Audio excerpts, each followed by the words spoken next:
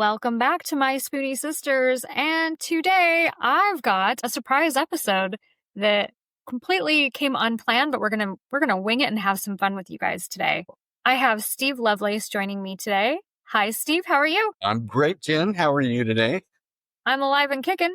That's always good. You know what? Every day you wake up is a good day, in my opinion. Absolutely. We've been chatting about this already, but I'm excited to have you share kind of some of what's been going on. It's been some extremely challenging things and not fun things, but it's an important subject to talk about. And hopefully us talking about it can help some people out there. So how about you catch us up on what's been going on with Steve? So first, I'd like to say thank you for, giving me the invitation to be here. I really appreciate it. It hones my skills in my podcasting efforts. With my podcast, Arachnoiditis Unfiltered with Sarah Lewis, please join in, any of you listeners. We do chronic illness and it's all positive. We try to stay away from the negative, but what I have today is kind of negative, and sort of a PSA, public service announcement. Within the last, 2 weeks ago, I had my third visit to the emergency room for 3 different things. The first, which was on the 27th of July, was a heart attack that woke me up about 3:30 in the morning. I woke up nauseated, started feeling my chest pain, started feeling axillary pain, felt the carotid, felt my jaw. I mean, it was classic. I know I'm having a heart attack. So I pop a nitro, trying to open that vessel up and get a little bit of blood flow in there, vasodilate. I go tell my son, hey, I'm having a heart attack, very casually. I was kind of almost matter of fact. And I said, because he suffers from anxiety, I did not want him to have to worry about me. I said, I'm going to be okay. I'm going to drive myself to the ER. And this is where the PSA comes in. Do not drive yourself to the emergency room. I've had so many people tell me, don't do that. But the reason that I did was because I wanted to go to the heart hospital that has seen me for 3 heart attacks already. And I did not want to go to, there's a couple of local hospitals within a few minutes of my house, but they're not really set up for a heart attack. And it's a good thing that I didn't call the ambulance, because when I got to the heart hospital and they put all the leads on me and they were looking at my EKG, they said, it doesn't look like you're having a heart attack. To which I replied, yes, I have such immense chest pain, but to know me is to know that I downplay my pain quite a bit. I have a very high tolerance for pain over the years because I've been in pain since I was 20. I'll be 63 this Thursday. So I'd like to think that I'm an authority with pain. And so they gave me a shot of morphine, which certainly helped it to go down. But my fear while I was driving myself to the hospital was having a massive coronary that would just shut me down. And then where's my car going to go? Right. Because when that happens, you go down immediately. I had the classic signs, which told me I needed to get to the hospital so it wasn't fully occluded. Had I been in the ambulance and they had hooked me up to the EKG and not seen the classic cardiac rhythm on the monitor, they probably would have just taken me to any hospital, and there's no telling how long that would have delayed me getting to the emergency room. Long story short, it was a blood clot in one of my stents. I've got 9 coronary stents due to the 3 previous heart attacks. They were able to angioplasty, open me up, spent a couple of nights in the hospital, got out. I've been in kind of a lazy mode. Per my doctor, he said, just take it easy for at least 4 weeks. It takes the heart about that long to really heal. So my yard is like this high right now because I can't get on my mower. I hate paying for people to mow my lawn because I actually get pleasure out of riding my lawnmower and mowing. You have a son. What is he doing? He's got a broken wrist. That's right. We were going to get to that. That was the second part of the equation. But to wrap up my cardiac situation, I went to see my cardiologist last week. And the unfortunate news for me now is that the next time I have problems, we have to do a bypass, which means the big sternum cut. It means a very long rehab. It means a scar to match the one on my back from my spinal cord injury. Not looking forward to that, but it motivates me to want to get back into shape and be in the best possible shape that I can be in for when that happens. My recovery will be shortened as a result, and I can push myself relentlessly through pain and through the effort of recovery. So it's going to be tough. And I told my sister, I said, I don't know how many more comebacks I have in me. I mean, it's just, I've had setback after setback for my whole life since I was 20. And it's kind of like a cat the 9 lives of a cat. You can run through them so quickly and only have so many. So I'm doing my best to recover. The person it's made you to be, the incredible person that you are. Oh, thank you. I also want to throw in a little humor for a second. So my husband, I think I've told you before, grew up in Pryor, Oklahoma. Yeah. And he had a grandma that I believe had heart attack situations too, and she had to have the big cut. And one time he went into the hospital to see her, and I think you're going to appreciate this. And he looked at her and he said, "Grandma, they might as well just give you a zipper. They have to open you up so much." Velcro or something. Just picture, 10, 12-year-old him saying that to his grandma. And I guess she thought it was hilarious. And she said, "Don't you make me laugh, you little shit." Well, laughter, I mean, it's so healing, and I've got a story that kind of goes along with that. When I had my original accident, when the tree fell on me and crushed my face and my back and everything, I'm in the ICU, and two of my friends, I went to two different high schools, one in Wagner and one in Tulsa. I had two friends that came up at the same time, and I could have two people in there at any given point in time, and they didn't know each other. And they walked in, and of course my face is all swollen, and I'm in this bed that's rotating side to side to keep the fluid from settling in my lungs for pneumonia. And one of them looked at me, and the only thing he could think of to say in this very difficult situation was, "Did you have clean underwear on?" To which my other friend, who's the joker, said, "I bet he didn't after that tree hit him." And we just all three started laughing.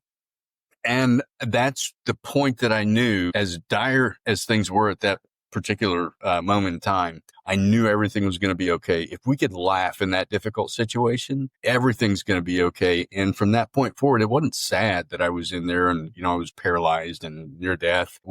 You can find reasons to laugh even in the most dire of circumstance. So yeah, I like this segue because I love telling that story. It's just such a great one. And the whole underwear thing was, his mom always said, always go out in a clean pair of underwear because you never know if an accident's going to happen and you don't want dirties on when they cut them off of you.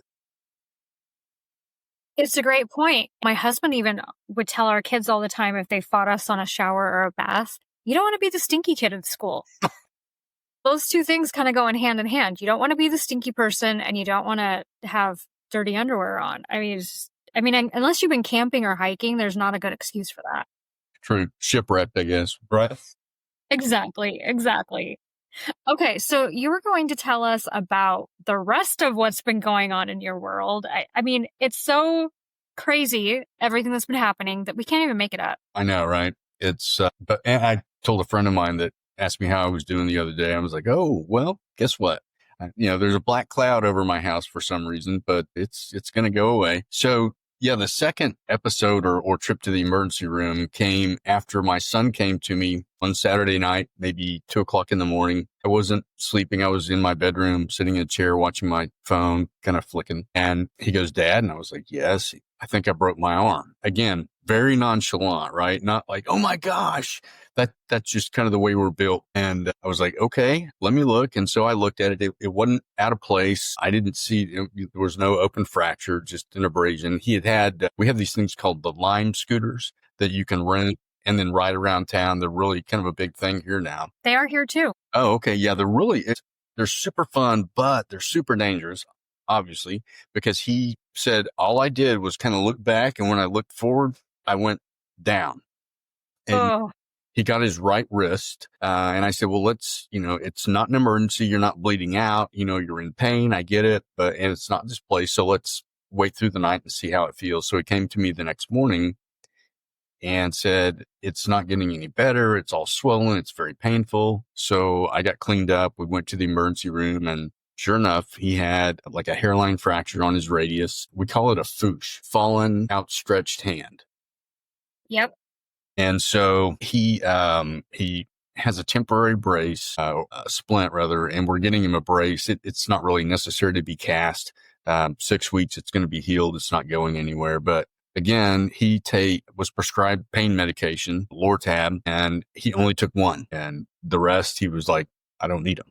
So, which was awesome. Just shows how tough, he is as a Lovelace. He gets it after his old man. Runs in the genetics.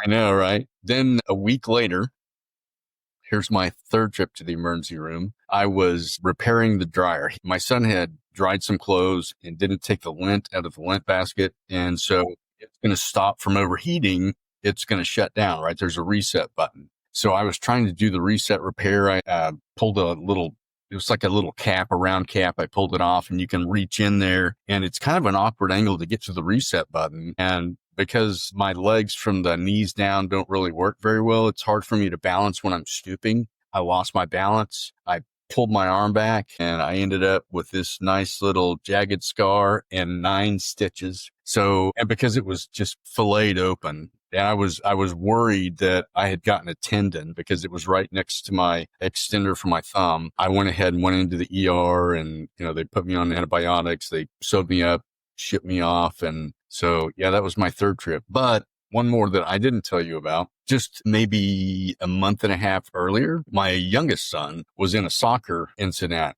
where he went down and grabbed his knee. We have video of it. It was a really dramatic scene when he got hit. And at first I was worried about it just being a sprain or, maybe an ACL or meniscus. And a couple of days after he went to see a doctor and they said, no, everything looks great. We'll just kind of let you go. And it just kept getting worse and worse. And they finally went back in and said, let's do an MRI. And sure enough, he had an ACL tear. He had a meniscus tear and he had a bony contusion on his femur that went very deep. And the doctor, when they went in to get the results of the MRI, said, I have no idea how you're walking around on this. This would put so many people down. And you're just acting like it's just kind of a sort of achy, but we need to see what's going on. But it was a significant tear. Yeah. So, I did a genetic DNA test years ago to find out, my heritage, and we're mostly Irish and Scottish. And if you know that type of people are very, very tough. And so I think that's where we get our toughness is from our Irish and Scottish heritage, because I think I'm more than 80% of both with a smattering of some European countries in there as well. Wow. So yeah, lots of drama and lots of medical bills going to be hitting the mailbox. But, I'm glad that nobody was hurt significantly. I survived my heart attack.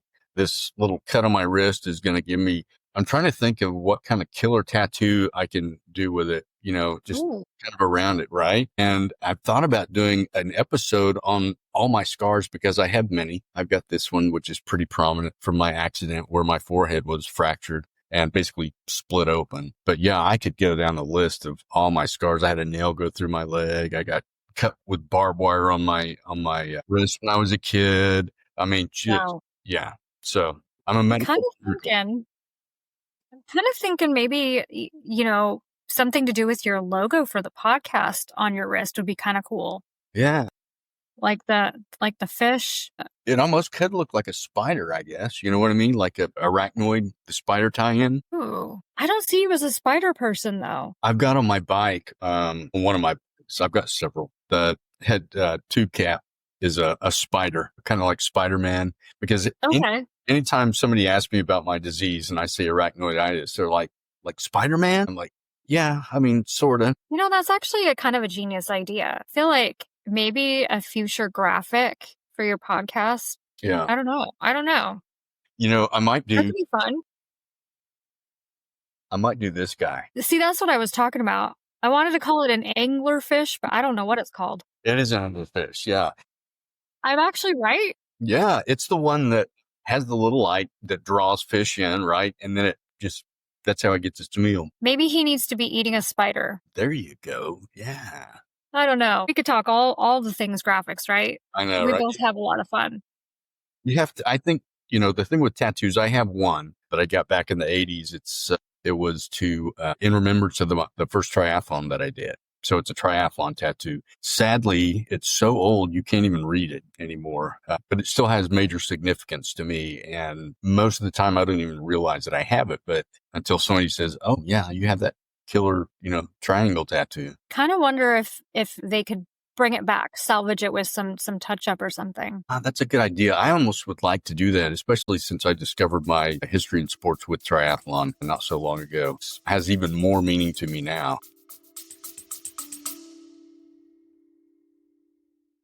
Feeling overwhelmed by chronic illness? A little encouragement can go a long way. That's why Cards to Warriors exists, to spread love and support, one heartfelt card at a time. Whether you're sending a pick-me-up to a fellow warrior or receiving a little snail mail sunshine yourself, Cards to Warriors brings connection right to your mailbox. Because no one should fight alone. Want to send or receive some love? Visit cardstowarriors.com today and brighten someone's day.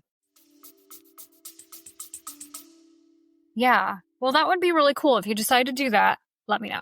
Okay. Yeah. People might not realize it, but I love tattoos. And if it wasn't for my husband trying to reel me back in, I'd probably be covered in all kinds of crazy things per his wording, because I'm kind of like, ooh, I like that. And ooh, I like that. Yeah. And he's always like, really? Somebody told me years ago that if you get your first tattoo, they become addictive. My brothers warned me about that. I got my first one when I was 18. I was still in high school, but I was so excited that I was old enough and I wanted to be like my two big brothers and be really cool and have a tattoo. So me wanting to be really cool, thought, okay, my birthday's on Valentine's Day. I'm going to get a heart on my ankle. Okay. And it's like, oh, I was trying to be really cool like my big brothers and I got a heart. I had no pain tolerance back then. I was practically in tears. There were two of my guy friends in high school that went with me to get it because they wanted to watch. And I mean, this tiny thing that should have taken maybe 10 minutes, if even that. And they had to keep pausing because I was being such a baby. I am very proud to say I now have, I think, 8 tattoos. And most of them I was able to sit still just fine. I sat and played a game on my phone through one about this big on my back. It's quite large. Just sat there and played a game for 3 hours. So my pain tolerance is much improved. Yeah. So the reason I chose the location for my first tattoo, or my only tattoo for now, it's on my left ankle, is because from my accident, I had no feeling in that area. So I thought, yeah, I'll just go in and, put it in that location, which I did. And the guy that was giving me the tattoo was just like, man, you must have a high pain tolerance, because it was right on the fibula where he was doing it. It's just going to bounce off the bone, right? And I was just like, yeah, I was playing it off like I was so tough, but no feeling. So they could have sliced me open. It wouldn't have mattered. Oh, goodness. Well, I have one on the top of my foot, and that one was a painful one with all the little tiny bones. Yeah. Ugh. Yeah. The metatarsus. I somehow did that one, but I would never do it again. Yeah. So, okay. Anyway, way off subject. So we were talking a little bit before we started recording about how ridiculously expensive medications are. Yeah. And for those of you that may have listened, we have a previous episode. It's called Breaking Down Barriers to Medication Access. And in there, I had interviewed the Universal Drugstore, which I do have a coupon for. If you go back to that episode, it's Jenny 2025. You get 15% off. There's a link and everything. I was sharing that with Steve because I'm hopeful that not only can you bring them on your podcast and interview them, but also that maybe it can be valuable and helpful to you. Let's talk about why we were talking about that. Yeah. So going back to my heart attack, as a result of it being a blood clot that had occluded the vein or the artery, my doctor changed up my blood thinner. I was on clopidogrel and he changed it over to a drug called Brilinta. Brilinta is very expensive. And how I found this out was I rolled through the pharmacy, pulled up to the window and said, hey, I got a prescription for Steve Lovelace. And they said, sure. And they pulled it out and they said, oh, Mr. Lovelace, that'll be $490. Sticker shock. So I go onto my app. I use a pharmacy called Optum. It's an online pharmacy. I have that one too. Yeah, much cheaper than going to your local pharmacy. And the thing about medications is when I pulled it up, it showed me all these other pharmacies and all these different prices. Nobody's consistent with their pricing. Like, no, they're not. CVS could be $1,000 and Walmart could be $20, right? It's whatever they want to put on there. When it comes to a life-saving drug, like a blood thinner for somebody like me that has 9 coronary stents, why are they gouging us, right? It's kind of like when they had the whole insulin thing that happened with pricing with insulin. I mean, you have to have insulin or you're going to go into a diabetic coma and you're going to die, right? And insulin has been around for so long. It's so cheap to produce, but people want to make money off of it. And then you have to worry about people rationing it. Absolutely. And exactly. This kind of circles back to, there was a guy named Martin Scarelli, Pharma Boy. Do you remember him in the news? Doesn't ring a bell. Okay, so he found this drug that had gone off its patent, and he either bought the patent or started manufacturing the drug, bought the company that produced the drug, and he took this drug that was made for pennies and sold for a few dollars, and he jacked it up to beyond $1,000. Why? Because he could. And because he knew people needed it. And I don't know what the drug was or what it was for, but it was a specialty drug for people that needed it for life-saving measures, right? Just to sustain their life. And so he went out and just screwed them over just to make a buck. I think one of the things, when he did get indicted, he did go to jail. And when they went, when the federal government kind of went and seized his assets, they found this one record that was, I forget what the name of it was, but I know it was from the Wu-Tang Clan, which was a rap group back in the 80s, very, very popular amongst people that like hardcore rap back then. The record was never released. So it's a very, very valuable item because it's one of one, right? He sees that. So this guy's making all this money and he's buying needless crap just to fund his fancy lifestyle at the expense of people that can barely afford the medication to stay alive. So that's my soapbox. So anyway, my Berlinta story goes even further because when I saw my cardiologist and I told him, I was like, look, I can't afford the Berlinta. I mean, it's, I'm on a fixed income, and as much as I want to stay alive, I have to pay my bills to stay alive. And so he goes, well, they have a generic version, trifecta, I think it's called.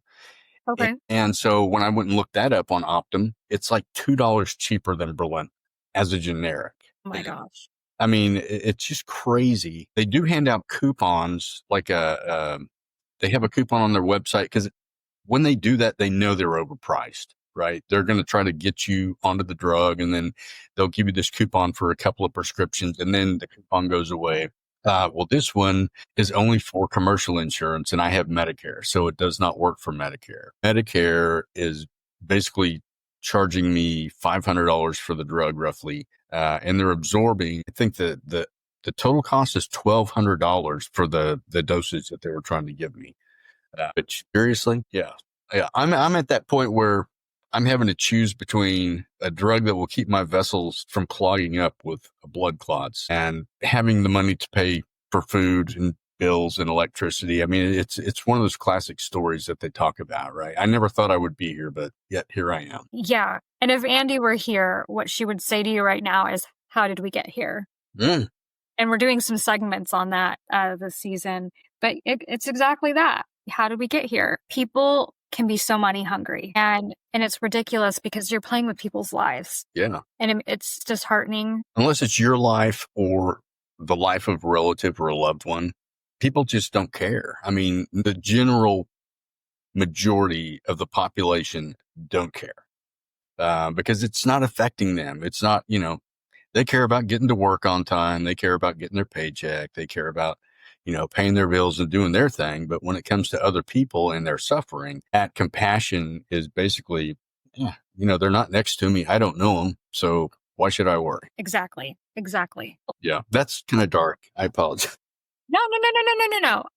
Sometimes that's stuff that's super important for us to share too. As much as you and I always like to be the light and the positive, sometimes we got to talk about the negative too. And there's plenty of that in the world too. But I think that's why you and I primarily focus on the happy and the joy, because there is so much negative. Yeah. And you have to give the negativity, it's time in your thought process just to make the squirrel cage turn, right?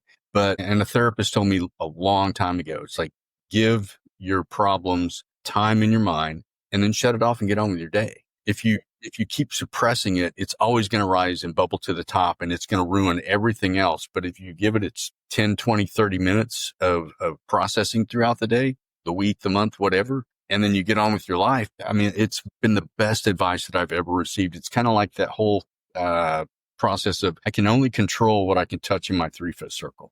And that's exactly. So yeah.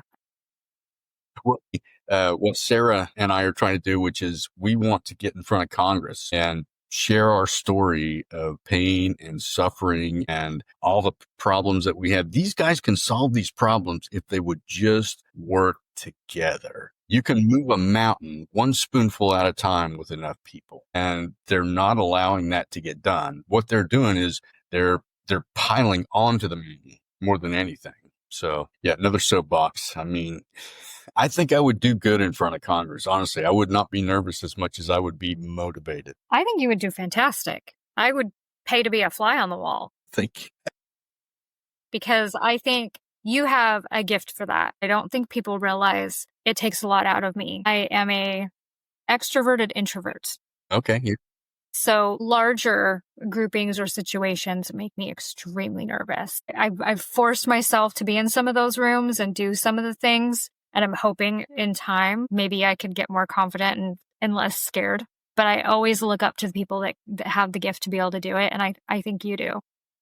So here's a bit of advice that I would give you with respect to that. I had my first public speaking engagement, with a semi-large crowd. It was back at my university, maybe 2 years ago, maybe 3 years ago, that coming this fall. And I was speaking under one of my professor's lectureships. And I was not initially worried about it, but then I started to think about it more and more. I did not want to fall flat on my face. And then all of a sudden it came to me. I'm sharing my story of which I'm the authority. I'm never going to get it wrong if I tell the truth. And I've been telling it so much recently that I'm comfortable with it. So when I realized that, it's not like somebody's testing me on something. Like, I used to go to sales meetings and, we would have to get up and act like we were doing a mock sales presentation. And there was always a lot of pressure because you didn't want to get it wrong and worry about having your job the next week. Right. So, but this is totally different when you're talking about yourself or you're talking about the things that you know best. And so when you go in with that mindset, that attitude, it's really the first maybe 30 seconds or a minute is the most critical time, but that's when you crack a joke. That's always kind of the standard thing. If you can get the crowd to laugh, they've already bought into the fact that this is going to be good because you made them laugh. It was intentional. So I think that's a really good point. And last November, Cheryl Crow and I, not the singer, the famous one in the RA world. I know. I always have to preface that. Not the singer, but the RA one. We were speaking at a luncheon at ACR, which is a huge event from the American College of Rheumatology, and it's for rheumatologists. And there's thousands of people that attend this. We were invited to speak at a luncheon. They're presenting the awards for investigators for the Rheumatology Research Foundation. When they first presented the idea to us, they were going to have us up on stage, kind of podcast style, talking to each other. And I was like, oh, okay, I can handle that. We'll be doing this together. And then we get an email and they're like, instead, we would like you to present on your favorite investigator studies that you've been watching and hearing about. And so we'd like you guys to do that instead. I instantly froze because it was, okay, you had me doing my comfort thing, the thing I feel I'm good at, to now I have to talk about these studies that are going on and very large words. I'm glad I didn't back down. I'm glad I didn't freak out, especially knowing that this was going to be quite large. We had fun and we did start with jokes. Good. So that's where I was going with it, is we did start out with jokes because I thought to myself, okay, all the people that I enjoy listening to, even the doctors, they start out with something kind of funny, and it helps get the crowd paying attention, gets them filled with laughter, gets you a little calmer because you're filled with laughter. And so I came up with this whole script of puns for us to share throughout our little talk, because we had 15 minutes that we were going to be up there. And I'm proud of us. I'm proud of us for doing it, especially when I saw that room. When you walk into this big event room and you start seeing the giant round tables that are going to be filled with people, and you see how many tables it's going to be, your jaw kind of drops to the ground. I was like, oh, this isn't like a little luncheon. This is a big luncheon. And it was fun. We had a lot of fun. And highly intelligent people too. So, that's a whole nother level when you're talking to a room full of rheumatologists. Wow. It can be intimidating. Yeah. It can be super intimidating. But you know what? They're people too. And they get just as nervous too. And that's what I've learned going back to some of these, because they are. Some of them aren't rheumatologists. Some of them are like, they have PhDs, but not in the medical area. They do study work. I feel like I'm butchering it. But so you get all kinds of different people in there, but they're all highly educated. And some of them are even more afraid than I am. And some are gifted speakers. Some are hilarious. So it just goes to show it doesn't matter how educated you are. We're all people at the end of the day. Yeah, I think the big thing is not avoiding it, forcing yourself to kind of go through it, and then learning the fact that, hey, I made it through this, so give me another, right? And then your comfort just becomes, I think it would be like a Michael Jackson type level comfort where he didn't get nervous, right? He just kind of did his thing because the spotlight had always been on him. Therefore, he was kind of thrust into that, and that was just his life. And when it became Mhm. life and your routine, yeah, you may have a little bit of nervousness, just all depending. But once you start talking and then you hit that comfort zone, it's like hitting cruise control. It just happens. And, you're your own authority. And when you are your own authority, you're never going to get it wrong. Mm. Thank you for joining today. I Yeah. know this was completely unplanned. You were actually going to join me to interview someone today, but they had a sick child, and we decided to just run with it and make it our own today. Winging it. I'm your wingman today. You are my wingman. I need to give you a nickname. Yeah. You're Spider-Man. Oh my gosh, my grandson would be so excited. He loves Spidey. Yeah. And yeah, I was a big Spider-Man fan. Stan Lee. Yeah. Classic guy. That guy had such an imagination. Wow. Absolutely. Well, gosh, until next time, Yeah. right? So, listeners, no matter where you are in your chronic illness journey, and whether you're newly diagnosed or years in this community, this community is here for you, and you are seen, you are heard, and you are definitely not doing this alone. Yeah. It takes a village, even especially with, critical illness and chronic illness, especially. Mm-hmm. I'd like to mention this Thursday, I believe we're still on schedule to go live with Rare Patient Voice, who we have recently collaborated with, as I know you have as well. So I think we're going to do an Instagram live, and it's actually on my third birthday. So it's going to be quite a treat for me to actually document that particular day, especially with the passion that I have for trying to help people with chronic illness elevate their lives, find laughter when there is mostly darkness, and just try to bring people on board with, accepting what they have to deal with, not regretting it. I'm proud of you. I'm enjoying watching all the work that you're doing and watching you shine. So keep doing it. Thank you so much, as I am of you as well. Thank you. Thank you. Well, listeners, until next time, don't forget your spoon. No matter where you are in your chronic illness journey, whether you are newly diagnosed or have been navigating this path for years, know this: you belong here. You are seen, you are heard, and you are never, ever doing this alone. If this episode brought you comfort, clarity, or even just a smile, share it with a fellow warrior who might need it too. And don't forget to follow us on socials for your daily dose of tips, laughs, and Spoonie love. Until next time, keep your spoons close and your support system closer.